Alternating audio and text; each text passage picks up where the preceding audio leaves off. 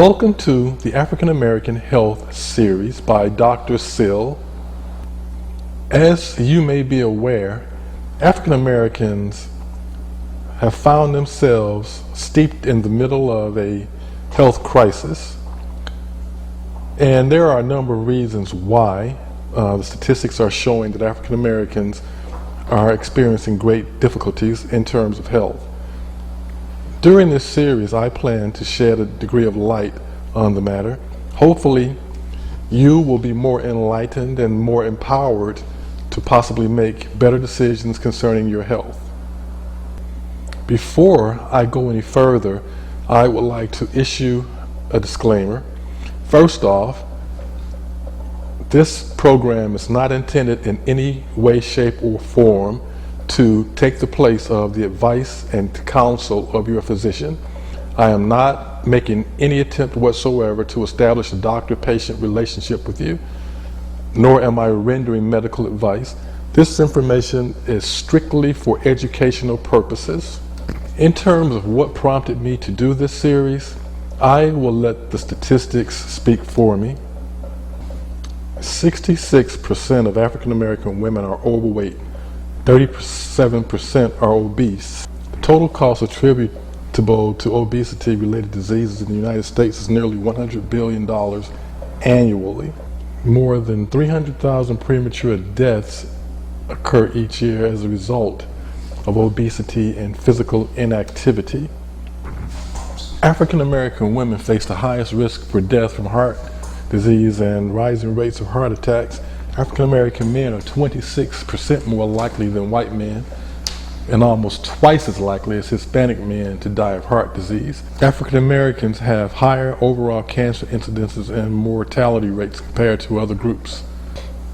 African American females have the highest death rates for breast cancer. African American males have the highest incidence rates for certain cancers such as prostate, colorectal, lung, and bronchus cancer. Heart disease and stroke are the leading causes of death amongst African Americans. 11.4% of all African Americans aged 20 years or older have diabetes.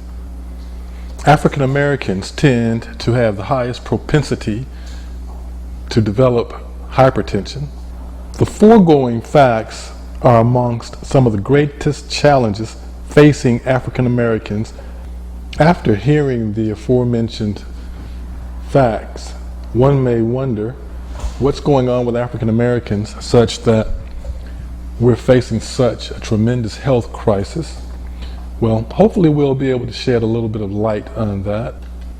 The United States in general ranks pretty poorly when compared to other countries in terms of life expectancy and overall health of its population. As of June 2000, the United States ranked 24th in terms of life expectancy, with Japan ranking number 1. In terms of healthcare systems, get this, the United States ranks 37. And keeping in mind, there are several developing countries that rank higher than the United States in terms of having a better healthcare system. What's worse is that the African American population ranks last within the United States in terms of health. So then one has to ask oneself, what's going on?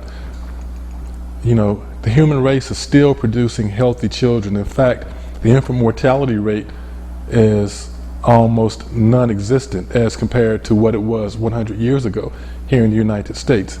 So we're still producing healthy children.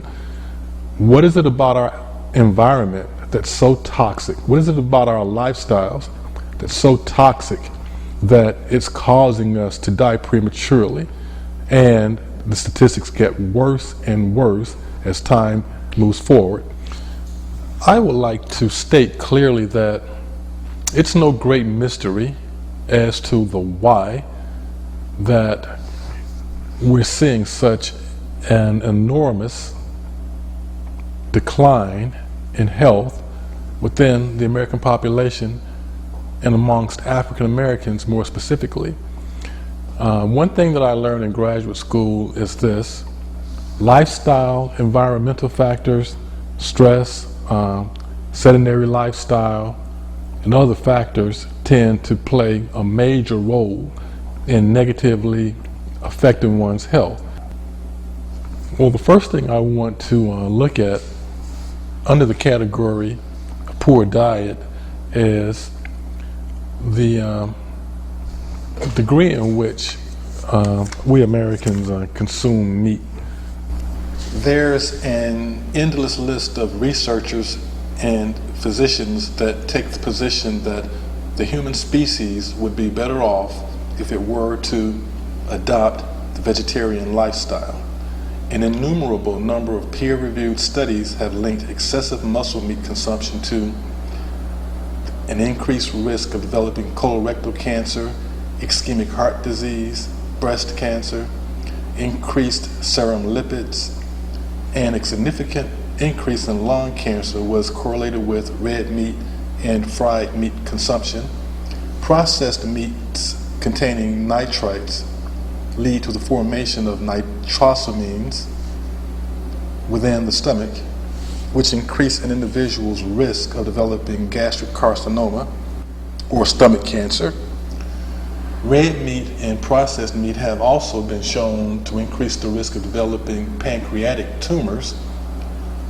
And I'll end on this note: excessive meat consumption increases the risk of developing esophageal and liver cancers.